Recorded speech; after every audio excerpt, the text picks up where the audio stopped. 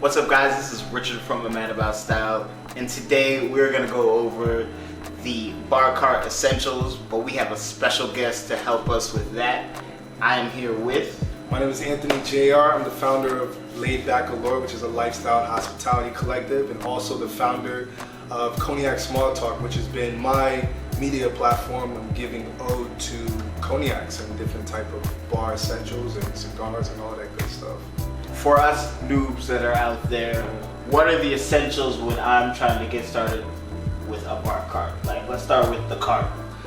So first, getting the cart, I got my cart on Amazon, and people think sometimes that it's super expensive when it's really not. The one that I have right here was only about $70, so not too bad, but you can definitely find them in different places. I mean, eBay has them, I know you mentioned Urban Outfitters has them.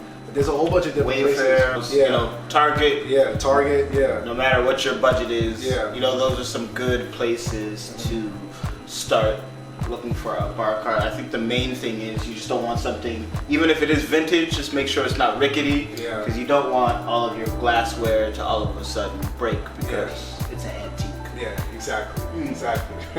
All right, now that we got the bar cart out of the way, what do we need to actually put in the bar cart as far as accessories? Yeah, so before you get into the liquors and the spirits and everything, you definitely want to start with what you're going to make the cocktails with.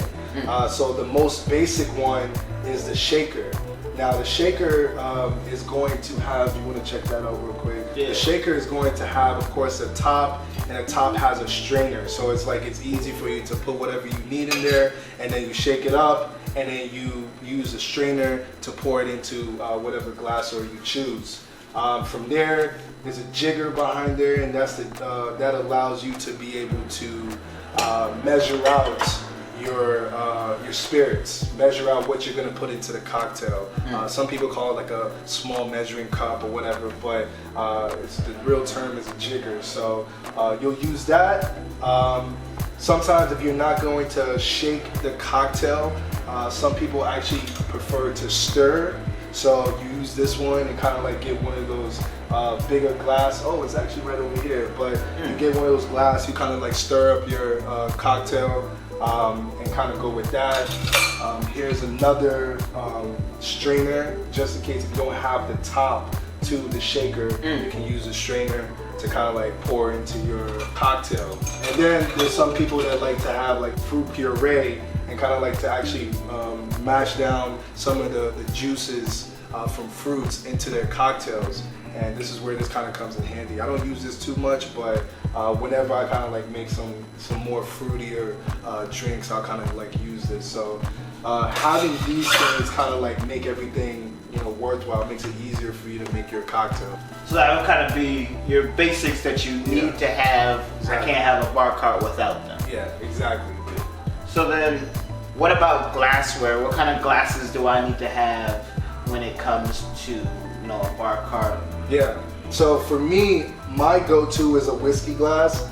This is kind of like, you know, I usually prefer my cocktails neat, not necessarily up or anything, but like if it's gonna be neat or if it's gonna be with ice, I kind of put in my whiskey glass, and this allows me to, you know, sip something dark, whether it's a cognac, whether it's a scotch, whether it's whiskey. I kind of usually prefer it in my whiskey glass. But then there's other glasses that you can use, like martini glass, you have the champagne flute, and you also have a wine glass. You know, it kind of all just depends on your preference or whatever you're going to make as your cocktail. But for me, it's definitely the whiskey glass. Perfect. So now that we kind of know the anatomy of the actual bar cart itself, what is a strategy, especially if you're just not balling like that, on the liqueur selection? What are some of the things that we need to start off with? Yeah, so for me, it's pretty much kind of going with what's more familiar for other people. I was doing a lot of whiskeys and dark liquors and stuff, but I kind of realized that that wasn't the best way to go. So what I realized is that going with things that are a little bit more popular, so that way if you're inviting guests over, they want to have a drink, you have notable name brands that they're familiar with, so that way, you they can actually choose the kind of drink that they want to have. So, sometimes you want to go with like a Jameson, a whiskey, or a Bacardi, or, Hennessy, or something that is kind of notable for people. And then from there, that's when you can kind of start getting into something that's a little bit more specific, just so that way, if it's for you, if it's somebody that you're close with, and you guys like have a really good synergy around a specific spirit, then you can kind of go with that. But for me, I kind of started going with some notable brands first, so that way people could be a little bit more comfortable with having a drink just because they're familiar with it, and then getting more into the specifics. So that's been the strategy for me. Yeah, and I know most experts will always tell you to look up the ingredients to your favorite drinks, and then you can see if there are any connections between different types of drinks, so you're not buying 20 different spirits. Yeah, and on top of that, add a variety to your bar cart. So, don't just stick with dark liquors, don't just stick with lights, but have a little bit of both, just to kind of be able to give you that wide range of being able to make whatever cocktail it is at your home, or just being able to have just different options, Right. And so then, how do you make a bar cart aesthetically pleasing? I know you got a good one here. Yeah. So for me, I like to also add on my cigars to it. These are some cigars a friend got me from their trip to Miami. So these are some Cubans that I got. I'll probably be smoking one a little bit later.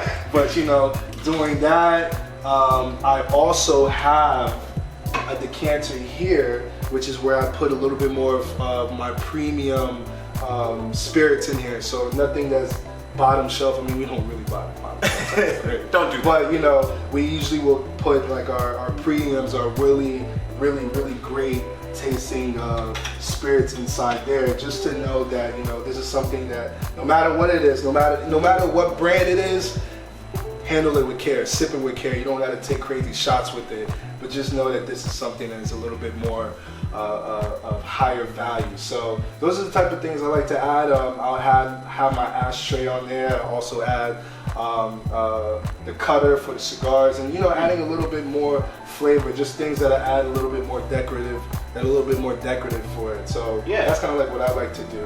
Okay. So with that, then, I mean, I know if you were kind of struggling with like recipes, like what did you do to figure out what kind of recipes or drinks you wanted to make, or what are some easy drinks that they can make at home?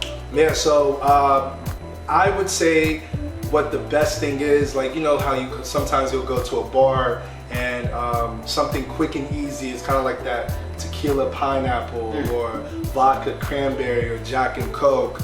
For me, I do Sprite and Hennessy.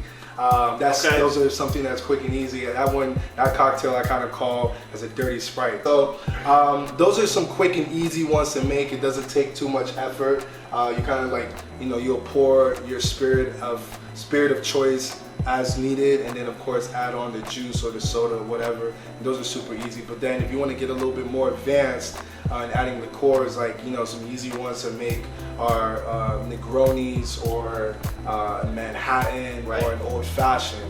Those are kind of easier because you add on an additional layer to the cocktail, which is like a vermouth, or you add some type of liqueur to it. So I know one thing we did talk about, do we need like limes or lemons? Yeah, so limes and lemons definitely for garnishes. I think for me also, especially for Manhattans, a lot of people like to use orange peels, or they'll add on cherries. But there's other people that add on raspberries and different types of things. A lot of mixologists are getting super creative with this stuff. So they'll do those type of things. And even for me at the crib, we have a smoke machine. So it's like, if we like to, smoke our cocktail or smoke our whiskeys and tequilas, we'll do so. We'll usually put it into this decanter and then, let it sit for a little bit, and then we'll pour up and, let people enjoy as needed. So it's just as aesthetically pleasing. Yeah, exactly. It's all about the experience, So exactly. That's what it is. And that's why, you are a good host, is those little details. Thank you. And then what about non-alcoholic options do you need? Do you need actual like Sprite or you know, Coke? Yeah. Like, what are some things that we should have on hand? Yeah, so what you should always have on hand is, you know, definitely the sodas. I think ginger ale is good. Okay. Tonic water, that's what I was thinking of. Tonic water is definitely really good to have because, you know, what I've learned recently is like, you know, when you get, you know, the way that you get hangovers or like, you know, when you're exposed or have too much of the sugars that are added on from the drink. So if you want to take it as a shot or if you want to add it into your spirit, definitely use that. That kind of limits the sugar that you're putting into your cocktails. But I definitely make sure that I have, you know, some sodas, some soda water, like all of those type of things, just to kind of add on to the entire experience. And then also having lemon juice in general. Lemon juice or lime juice. There's some margarita mix.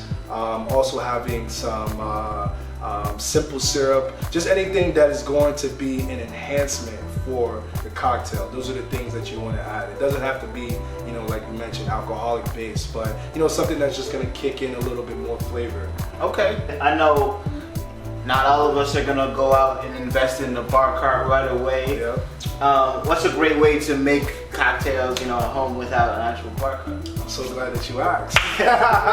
So yeah, over the past couple of months, I've been working on a video series. It's called Cocktails with Cognac, which is where I feature 6 different cocktails that are cognac based, and I show you how to make it.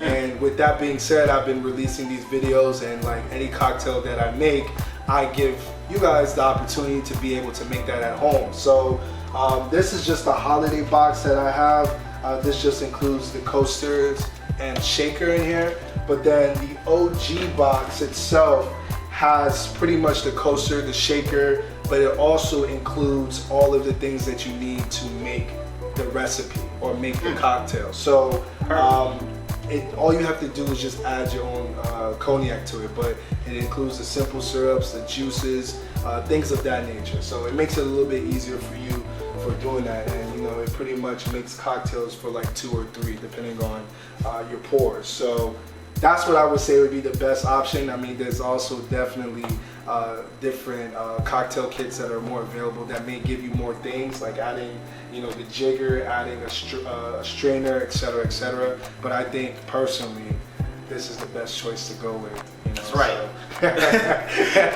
You know, and I can stand by, you know, the product itself. It is phenomenal, and it's a great gift or to yourself, or just an intro to making drinks if you haven't actually had one or had to make drinks for yourself.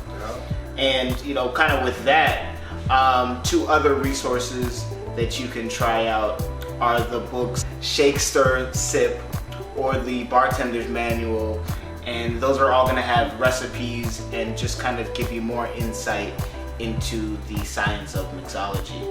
So, you know, with that, I just want to say thank you to Anthony.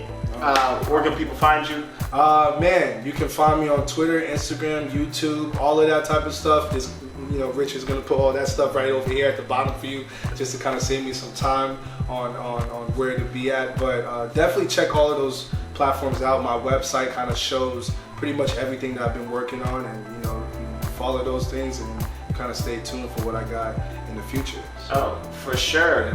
Hey, well, thank you again once for your time. And you know, until then, guys, we'll catch you in the next videos. If you want to see Anthony in another video, you can click right over here, because we shot the 3 gin drinks that you should try, if you remember that one. Yes, sir. But make sure to like and subscribe, and I'll catch you in the next video. Yo.